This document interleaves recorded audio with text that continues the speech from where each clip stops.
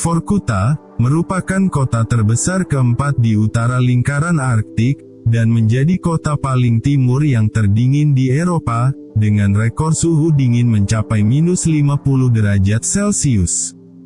Kota ini dikenal memiliki sumber daya alam yang melimpah, yang karenanya ia pernah menjadi rumah bagi industri pertambangan batu bara, yang berkembang sangat pesat.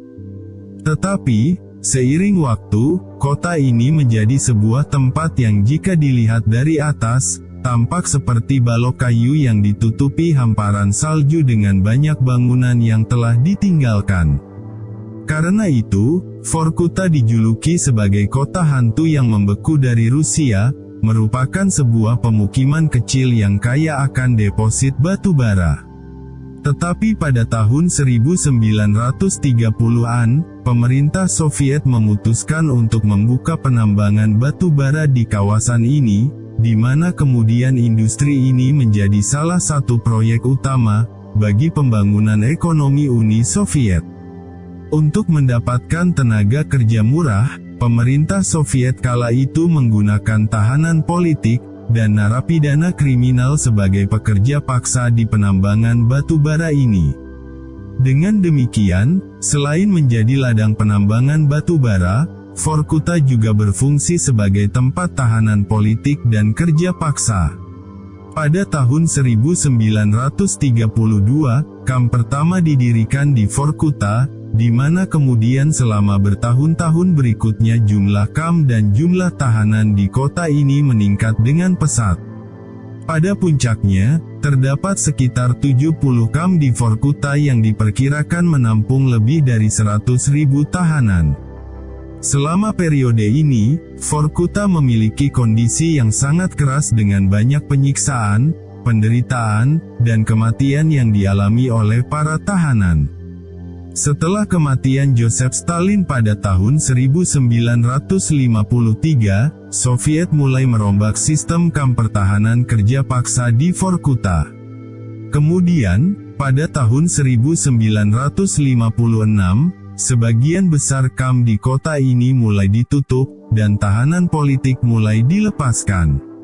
Kendati demikian, produksi batu bara di Vorkuta tetap berlanjut, dan kota ini tetap menjadi pusat industri batu bara yang sangat penting bagi Uni Soviet. Tidak hanya itu, penduduk di kota ini mulai mendapatkan gaji yang rasional dan sepadan, yang hal ini mendorong banyak orang dari luar untuk pindah ke kota. Sehingga pada puncaknya, populasi kota ini mencapai lebih dari 200.000 jiwa. Dengan masuknya banyak pendatang, Vorkuta semakin berkembang, dan menjadi tempat tinggal bagi para penambang batu bara beserta keluarganya. Sayangnya, ketika Soviet runtuh pada tahun 1991, Vorkuta menghadapi tantangan ekonomi yang serius. Penurunan permintaan batu bara berakibat pada penurunan industri di wilayah ini, menyebabkan banyak tambang yang ditutup. Sehingga Vorkuta tidak lagi menyediakan lapangan pekerjaan yang cukup bagi penduduknya. Akibatnya, mereka berbondong-bondong meninggalkan kota ini, untuk menetap di kota lain demi mendapatkan peluang hidup yang lebih baik. Perpindahan masyarakat dari Vorkuta mencapai puncaknya pada tahun 2013. Mereka pindah bukan hanya disebabkan oleh lapangan kerja yang menurun, tetapi juga disebabkan suhu ekstrim, yang hampir sepanjang tahun mencapai minus 50 derajat Celcius. Pada akhirnya, Vorkuta menjadi kota sepi, dan menyisakan sedikit orang. Menurut angka resmi, terdapat 15.500 apartemen kosong di Vorkuta dan sekitarnya, dan hanya terdapat satu gedung, dengan sekitar 100 apartemen yang masih berpenghuni. Kondisi ini diperparah dengan pipa-pipa air yang retak serta bocor, sehingga membuat banyak kamar apartemen tertutup oleh es. Orang-orang yang sudah meninggalkan kota ini, beberapa kali kembali ke Vorkuta untuk sejumlah keperluan, tetapi sayangnya hal tersebut tidak membuat mereka berencana untuk menetap secara permanen. Di sisi lain, penduduk yang masih bertahan di Vorkuta, sampai saat ini masih menunggu untuk dipindahkan oleh pemerintah melalui program rumah bersubsidi. Orang-orang yang menunggu adalah mereka, yang tidak punya cukup uang untuk pindah ke tempat yang lebih baik. Di samping itu, juga mereka tidak punya pilihan untuk menjual rumah mereka, sebab rumah-rumah yang dijual di kota ini sudah dipastikan tidak laku.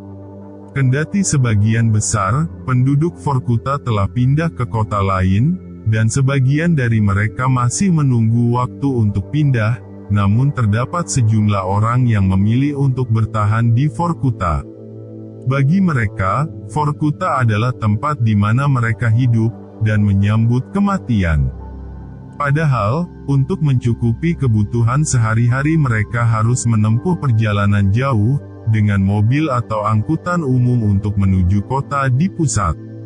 Kota mereka masih bisa menemukan beberapa toko kelontong, restoran, apotek, bahkan gedung teater.